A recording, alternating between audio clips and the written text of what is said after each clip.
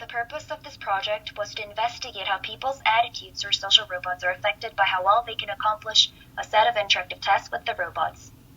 We hypothesized that the more people succeeded in accomplishing interactive tasks with social robots, the more likely they would develop positive attitudes toward the robots.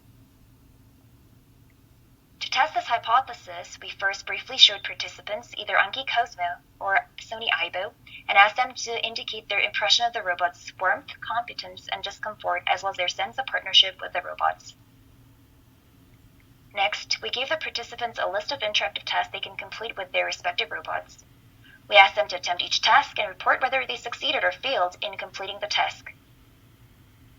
After this interaction with the robots, we again asked participants to rate the robots on the perceived warmth, competence, and discomfort, as well as their sense of partnership.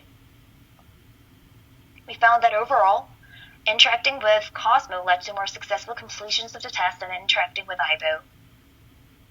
We also found that before interacting with the robots, the participants' ratings of the robots did not differ between the Cosmo and the Aibo condition.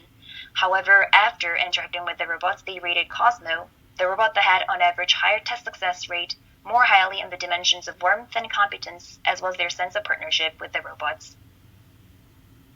Finally, we found that regardless of the robot type, the higher the test success rate was, the more likely participants were to rate their robots as warm and competent. These findings suggest that early experiences of successfully interacting with social robots reinforce people to develop positive attitudes toward them.